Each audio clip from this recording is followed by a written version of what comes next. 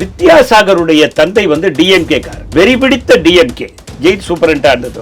அவங்க வந்து முதலியார் கம்யூனிட்டியை சேர்ந்தவர். அவர் பேர் குழந்தைவேலு முதலியார். பேசிட்டே இருக்கும்போது ஞாபகம் வந்துச்சு. அந்த தந்தையார் வந்து பச்சையப்பன் கல்லூரியில ட்ரஸ்டுக்கு போட்டியிடுறார். அவர் அண்ணாக்கு சொந்தக்காரர், பேரறிஞர் அண்ணா முதலியார்ன்றதுனால அண்ணாக்கு சொந்தக்காரர். டாக்டர் கலைஞர் என்ன பண்றாரு, NVN சோம அங்க நிக்க வச்சிடறார். இவரை எதிர்த்து நிக்க வைக்கல, அவரையும் ஒரு வேட்பாளரான நிக்க வைக்கும் போது அவர் ஜெயிச்சிடறாரு, இவர் தோத்து போயிடுறாரு. அந்த மன வருத்தத்துல அவருக்கு பெராலிஸ் அட்டாக் ஆகுது வித்யாசாகருடைய தந்தையாருக்கு.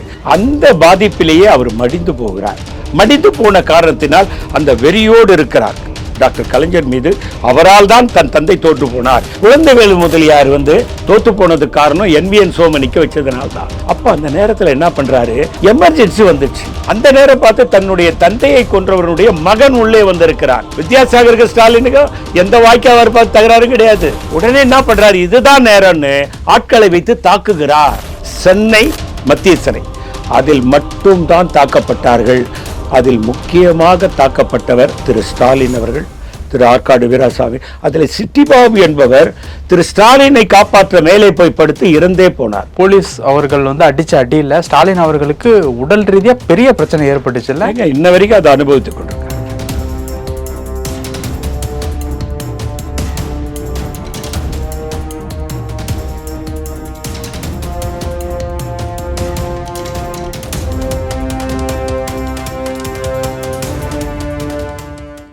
தமிழக அரசியலை பொறுத்த வரைக்கும் தலைவர்கள் வந்து கைது செய்யப்படுறாங்க அப்படின்னா அடுத்த டேர்ம் கவர்மெண்ட்ல அவங்க தான் வந்து முதலமைச்சராக வந்து உட்காடுறாங்க. இப்போ 98 சொத்து குவிப்பு வழக்கில் புழல் அறையில் ஜெயலலிதா அம்மையார் வந்து அடைக்கப்பட்டாங்க. அங்கே வந்து கொசு கடிகள் வந்து ரொம்ப அதிகமாக இருக்கும். அவங்க நார்மலாகவே கொஞ்சம் ஃபேராக இருப்பாங்க. கொசுவெல்லாம் கடிச்சு முகம் ஃபுல்லாக அந்த பிங்க் கலரில் அந்த தடிச்சு வீங்கினா எப்படி இருக்கும், அந்த அளவுக்கு வந்து அவங்க கஷ்டங்களை புழல் சிறையில் அனுபவிச்சாங்க அப்படிங்கிற மாதிரி ஒரு விஷயத்த கேள்விப்பட்டிருக்கோம். கட் பண்ண 2001 அவங்க தான் சிஎம் ஆயிருக்காங்க. அதே மாதிரி 2001 ஜூன் 30 மேம்பாலம் ஊழல் அப்படிங்கிற ஒரு வழக்கில் கலைஞர் அவர்கள் அந்த வழக்கை காரணம் காட்டி கைது செய்யப்பட்டார் ஜெயலலிதா அம்மையாரினுடைய உத்தரவின் பெயரில். அவர் 2006 வந்து சிஎம் ஆயிட்டாங்க.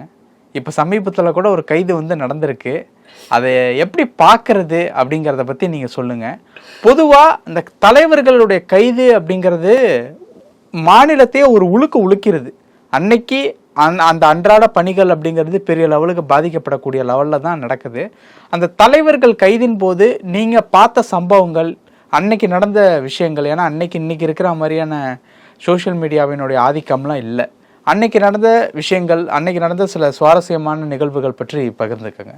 அதாவதுங்க, சிறை என்றால் சொன்னாலே கொசுக்கள் கடிக்கத்தான் செய்யும். நீங்கள் போயிருக்கீங்களா? அரசியல் ரீதியாக போயிருக்கேன். அரசியல் ரீதியாக காங்கிரஸ் போராட்டங்கள், காங்கிரஸ் தமிழ்நாட்டில் எந்த போராட்டம் நடத்தினதோ அத்தனை போராட்டங்களையும் நான் கலந்து காணாத ஒரு போராட்டம் கூட நிச்சயமாக இல்லை. ரயில் மறியல் போராட்டம் என்று வாழப்பாடி ராமமூர்த்தி அவர்கள் தலைவராக இருந்த நேரத்தில் நடந்தது. சுமார் ஒரு 7-8 நாள் சிறையில் இருந்தோம். அப்போது அந்த அனுபவம் இருக்கிறது. ஆகவே அந்த வகையில் சிறையில் கொசுக்கள் இருக்கும். அங்கு ஃபேன் அதெல்லாம் நம்ம எதிர்பார்க்க முடியாது. ஆனால் ஃபேன் இருக்கக்கூடிய சிறையும் இருக்கு. இப்பொழுது ஃபேன்லாம் போட்டாங்க, அட்டாச் பாத்ரூம் இப்போது எல்லா சிறையிலையும் போட்டாங்க. அதை நம்ம மறுக்க முடியாது. காரணம், சிறைகள் தலைவர்கள் போக போக அங்கே என்ன அசௌகரியங்கிறதோ அதையெல்லாம் சௌகரியமாக அவர்கள் மாற்றுறாங்க. இந்த 60 ஆண்டுகள் கழக ஆட்சியிலே நீங்கள் சொன்ன அம்மையார் ஜெயலலிதா, மரியாதைக்குரிய டாக்டர் கலைஞர் போன்றவர்கள் சிறைக்கு போய் வந்தவுடன் அங்கே பார்த்து, ஓஹோ, சிறை கைதிகள் இப்படியெல்லாம் கஷ்டப்படுகிறார்கள் என்று மாற்றிவிட்டார்கள். அங்கே கழிவறைகள் மற்ற வசதிகள் எல்லாம் சிறிது சிறிதாக செய்து கொண்டிருக்கிறார்கள். கோழிக்கறி உணவு கொடுக்கிறார்கள், ஆட்டுக்கறி உணவு கொடுக்கிறார்கள். அதற்கு முன்னாலாம் கப்பங்கஞ்சி தான் கொடுப்பாங்க, கேழ்வரகு தான் கொடுப்பாங்க. நீங்கள் கொழுப்பு குறைணுன்றதுக்கே இந்த முள்ளங்கி கீரை ஏதோ ஒரு தண்டுங்க, பெரியபாளையம் போனீங்கன்னா கொடுப்பாங்க. அது என்ன ஒரு தண்டு கீரை, அதை கொடுத்தா கொழுப்பு குறையன்னுவாங்க. அந்த கீரை தான் சாம்பார் வச்சு கொடுப்பாங்க அது சிறை கைதிகளுக்கு. அப்போல்லாம் அந்த மாதிரியான நிகழ்வெல்லாம் சிறையில் இருந்தது. இப்போ அதெல்லாம் இல்லை. காலையில் டீ கொடுக்குறாங்க, சுண்டல் கொடுக்குறாங்களா, இதெல்லாம் நம்ம ஜெயில் வரலாறை பற்றி கேள்விப்படும் போது இந்த கைது என்பது, தலைவர்கள் கைது என்பதே இந்திரா காந்தியை கூட கைது பண்ணியிருக்காங்க. திரு மொரார்ஜி தேசாய் அவர்கள் பிரதமராக இருக்கும் பொழுது வன்மத்தின் காரணமாக கைது செய்யப்பட்டார். அதன் பிறகு அவர் சிறையில் ஒரு நாள் தான் இருந்தால் கோர்ட் வந்து அடுத்த நாள் விடுவித்து விட்ட வரலாறுலாம் இருக்கிறது. இந்த கைது முக்கியமான தலைவர்களை கைது செய்யப்படும் போது நேற்று கூட அந்த கைதில் நாம் பார்த்தோம், பல போராட்டங்கள் அங்கங்கே நடந்தது. மக்களுக்கு அது இடையூறாக இருக்கிறது.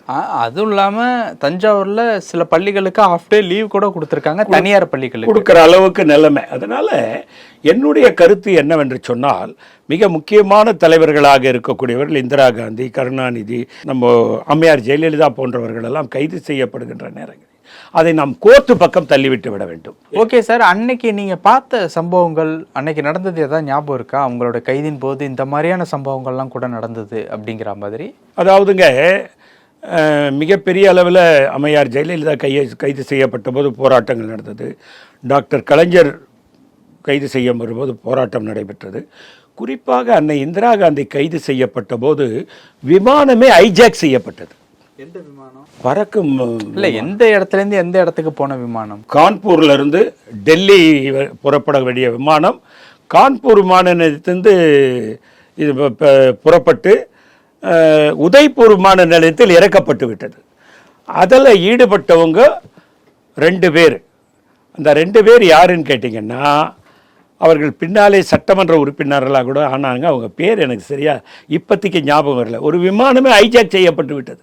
இந்திரா காந்தி கைது செய்யப்பட்டதை நீங்கள் குறிப்பாக கேட்டதனால் ஏதாவது சம்பவம் நினைவு இருக்கிறதா என்றால், விமானம், பயணிகள் விமானம் அது கடத்தப்பட்டு, ஆனால் அடுத்த நாள் காலையில் இதில் நம்ம வந்து கோர்ட்டை ரொம்ப பாராட்டணுங்க. ஏன்னா கோர்ட்டு என்று ஒன்று எதற்கு இருக்கிறது என்று நான் இன்று காலை சிந்தித்து பார்த்தேன். இன்னைக்கு காலையில் நேற்று நடந்தது உங்களுக்கு ரொம்ப அஃபெக்ட் ஆயிருக்கு போல. இல்லை, அஃபெக்ட் எல்லாம் இல்லை. ஏன்னா இந்த கலவரங்களை கோர்ட்டு உற்று நோக்குகிறது. மரியாதைக்குரிய நீதியரசர் இளந்தரையன் அவர்கள் நீதிமன்ற தலைமை நீதிபதி, ஹைகோர்ட் தலைமை நீதிபதி கவனத்திற்கு இதை கொண்டு சென்றிருப்பார். என்னுடைய கவனத்திற்கு, என்னுடைய கோர்ட்டுக்கு இந்த வழக்கு வந்திருக்கிறது. நான் காட்சி ஊடகங்களிலே பார்க்கிறேன், அங்கங்கே பிரச்சனையாக இருக்கிறது. தஞ்சாவூரிலே சில கல்வி நிலையங்கள் மூடக்கூடிய அளவிலே கூட நிலைமை இருக்கிறது. அவரை கைது செய்து சிறையில் அடைத்தால் இன்னும் நிறைய பிரச்சனைகள் வரும். நான் ஜாமீனில் விட்டுவிடலாமா என்று கேட்டிருப்பார். தலைமை நீதிபதி உங்கள் முடிவுதான் சரி என்று சொன்னவுடன் இங்கிருந்து வண்டி தஞ்சாவூருக்கு போகிறதுக்கு முன்னால் அவரை விசாரித்து ரிலீஸ் செய்யணுன்னு போராட்டம் அமைதியாயிடுச்சு. ஓகே சார், இந்த மாதிரி அன்னைக்கு ஜெயலலிதா அம்மையாரனுடைய கைது அன்னைக்கு ஏதாவது நடந்திருக்கா? ஃப்ளைட் ஹைஜாக் பண்ணதா சொன்னீங்க. இந்திரா காந்திக்கு ஃப்ளைட் ஹைஜாக் பல இடங்களில் வன்முறை வெடிச்சிடுச்சு. எங்க? ஜெயலலிதா கருணாநிதியினுடைய கைதப்போ பல இடங்களில் வன்முறை. என்னால் குறிப்பாக சில இடங்களை சொல்ல முடியல. ஆனாலும் பல இடங்களில் அடிதடி. திமுக ஜெயலலிதா அம்மையார் கைது செய்யப்பட்ட போது திமுகவினருடைய வீடுகளில் கல்வீசப்பட்டது, எல்லாம் செய்யப்பட்டது. அதே மாதிரி கருணாநிதி அவர்கள் கைது போது அதிமுகவினர் தாக்கப்பட்ட வரலாறும் உண்டு. இப்படியெல்லாம் நிறைய நடந்திருக்கு. அதெல்லாம் நம்ம சொல்ல முடியாது. கலைஞரோட கைதில் அந்த வீடியோ நல்லா ஃபேமஸ் ஆச்சு. வீடியோ ஃபேமஸ் ஆனதுக்கு காரணம் என்னன்னா, அவருடைய கைது செய்த விதம் சரியில்லைங்க. என்னை பொறுத்த வரைக்கும் ஜெயலலிதா அம்மையாரை கைது செய்த விதம் என்பது ஒரு மென்மையாக தான் கைது செய்தார்கள். நான் அதை பார்த்தேன், வீடியோவில் பார்த்தேன். வாருங்கள் என்றார்கள், கொஞ்சம் வெயிட் பண்ணுங்க நான் வரேன். அம்மையார் ஒத்துழைப்பு கொடுத்தார்கள். அதெல்லாம் நான் அம்மையார் வந்து வரமாட்டேன் சட்டத்துக்கு புறம்பாலாம் பண்ணலை. அவர்களுக்கு நேரம் கொடுத்து வந்தார். ஆனால் ஜெயலலிதா அம்மையார் அந்த போலீஸ் அதிகாரிகளை பின்னர் கடிந்து கொண்டதாக கூட நான் கேள்விப்பட்டேன். அவ்வளவு முரட்டுத்தனமாக கலைஞரை நீங்கள் ஹேண்டில் பண்ணியிருக்க வேண்டிய அவசியம் இல்லை என்று அம்மையார் ஜெயலலிதா கடிந்து கொள்ளதாக நான் கேள்விப்பட்டேன். அவங்க சொல்லிதான் இவங்க இந்த மாதிரி இல்லைங்க. எந்த முதல்வரும், உங்களுக்கு இன்னொன்று சொல்லிடுறேங்க, எப்பவுமே எம்ஜிஆர், அம்மையார் ஜெயலலிதா, கலைஞர், அவங்க 3 பேருக்குள்ள நல்ல உறவு இருந்துக்கிட்டே இருந்தது. நான் அதெல்லாம் இல்லைன்னு சொல்லவே மாட்டேன். அம்மையார் ஜெயலலிதா போய் அவரை தூக்கிக்கிட்டு வா, இழுத்துக்கிட்டு வாங்கன்னு காவல்துறைகிட்ட நிச்சயமாக சொல்லியிருக்க மாட்டாங்க. கடிந்து கொண்டதாக நான் கேள்விப்பட்டேன். பின்னர் ஏனென்றால் எனக்கு அங்கே இருந்தவங்க நிறைய பேர், அம்மையார் ஜெயலலிதாவுக்கு ஆலோசகராக இருந்த சில பேரை எனக்கு நன்றாக தெரியும். கடிந்து கொண்டதாக நான் கேள்விப்பட்டேன்.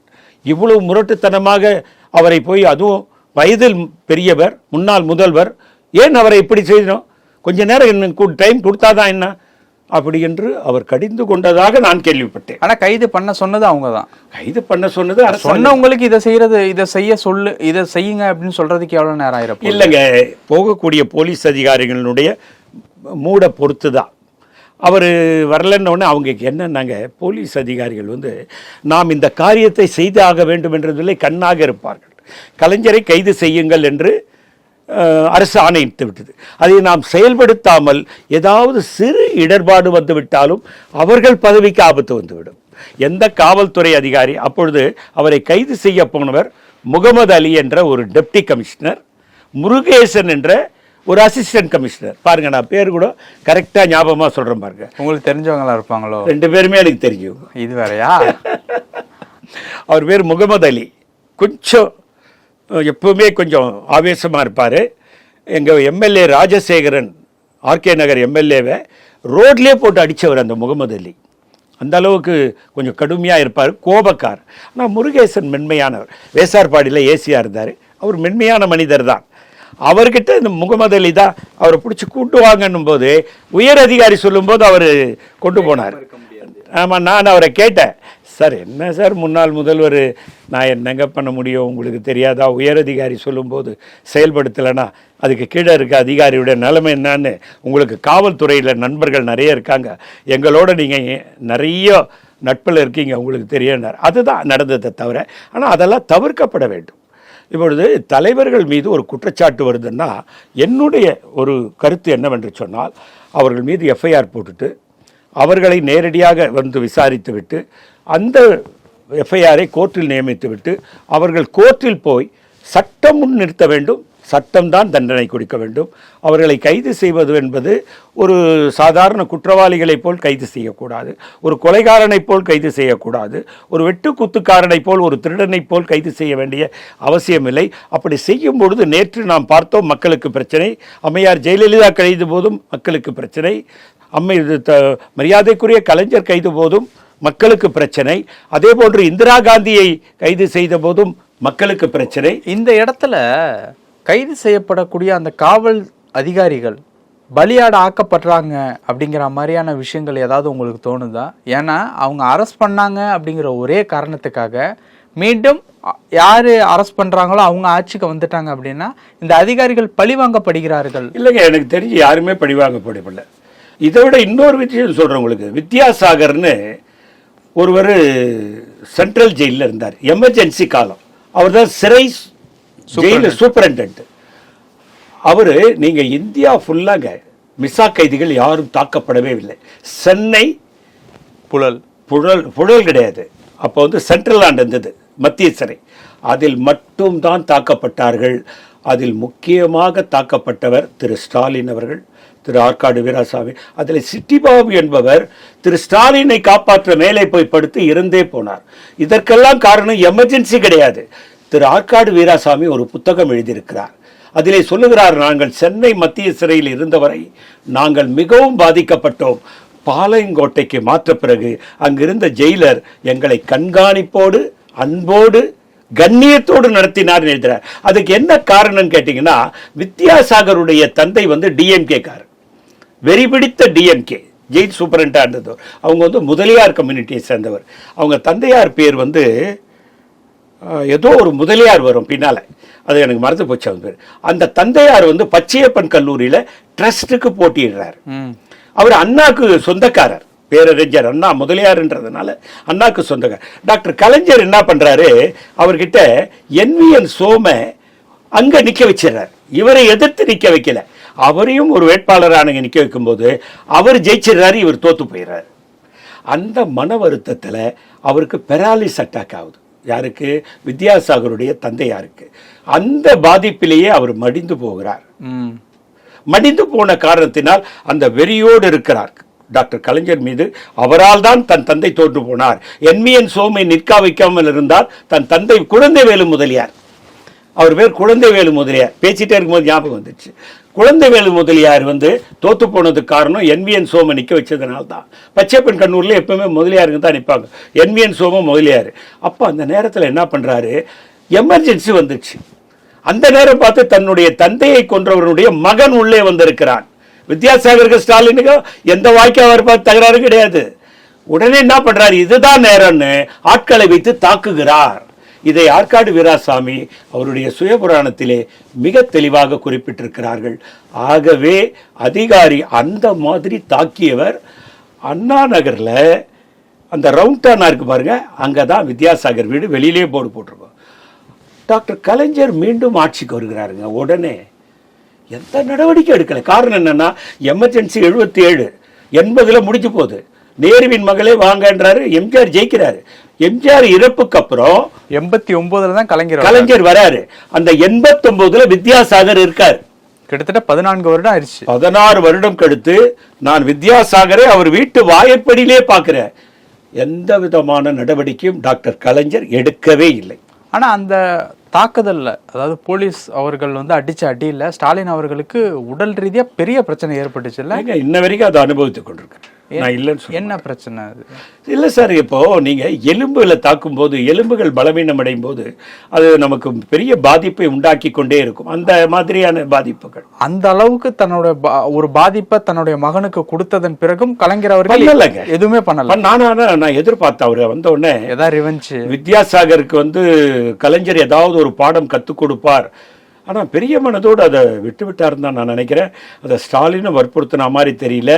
அதனால் நான் எப்போவுமே அம்மையார் ஜெயலலிதா சரி, எம்ஜிஆர் சரி, எம்ஜிஆர் கூட நான் முன்னாடி கூட நம்ம இதில் குறிப்பிட்டிருக்கேன். திரு PH பாண்டியன் சபாநாயகராக இருந்தபோது டாக்டர் கலைஞர் அவர்களை கடித்து கொண்ட போது PH பாண்டியனை அழைத்து எம்எல்ஏக்கள் கூட்டத்தை கூட்டி கலைஞரை நான் மட்டும்தான் ஏதாவது பேச வேண்டும் என்றால் பேசுவேன், நீங்கள் யாரும் பேசக்கூடாது, அவர் என்னுடைய தலைவர் என்று முதல்வராக இருக்கும்போது சொன்னார்.